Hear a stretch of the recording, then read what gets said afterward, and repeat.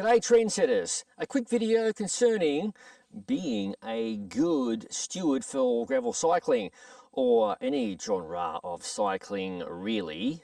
A good chunk of the year I ride and reside in north central Florida, and the rest of the time I'm riding bikes in interesting locations. No matter where I ride, I stay attuned as I'm riding along to the environs around me. I listen to the sounds of the road and I stay alert.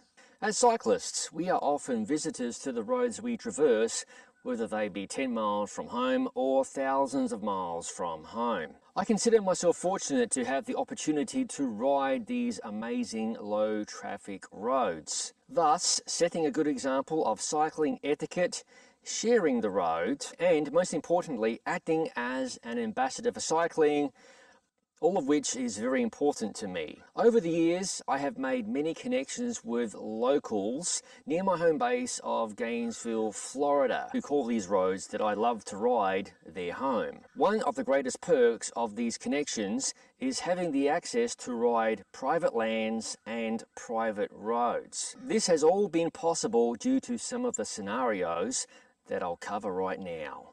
For example, if there is a vehicle approaching from behind that I detect with my hearing, or in combination of a visual and audio cue from my Garmin Varia radar device, I generally look up the road and determine if there is a safe place for the said vehicle approaching from behind to safely overtake me. Once I've made that determination, I'll flag the driver through. In just about every case, the driver will pass, give me a wave, give me plenty of room, and continue about their day. I perform this activity whether I'm riding solo, in a small group, or a large group of cyclists. Either way, you're more than likely going to make a friend or a connection with the motorist, and at the same time, share the road. Another simple gesture that goes an awfully long way, a simple wave, or a nod to a motorist heading towards you along the same gravelly road that you are traversing. Many of the vehicles you are likely to encounter may be local to that very road.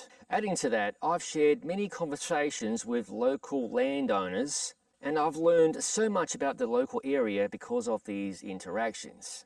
Some of the families in this vicinity have resided here for generations. Absolutely fascinating stuff, especially if history is your thing about your local area.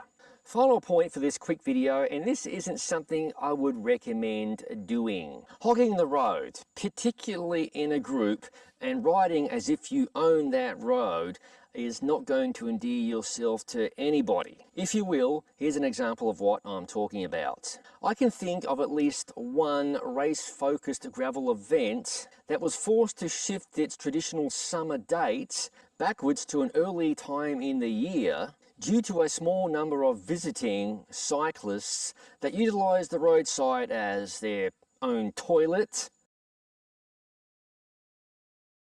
or mouthing off to locals, hogging the road and not sharing the road. It didn't help matters, from my understanding, that the promoter hadn't made an effort to foster relationships with the local landowners, many of whom were ranchers and farmers, and this time of year was busy for them as they were moving livestock about the area on roads that were typically quiet, but yet this time of year clogged with self-righteous cyclists. Pressing ahead to today, I believe the date and format change for that event has only resulted in a positive and been beneficial for everyone. Remember, simple gestures and conversations can go a long way to fostering relationships between cyclists, motorists, and local landowners. Do you have a good experience to share? If so, post it in the comments section below.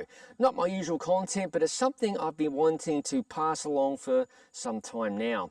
As always, thank you for watching. If you haven't already, please consider subscribing to the Gravel Cyclist YouTube channel for interesting content such as this. No bullshit gravel bike reviews, other product reviews, ride experience videos, and of course, general madness.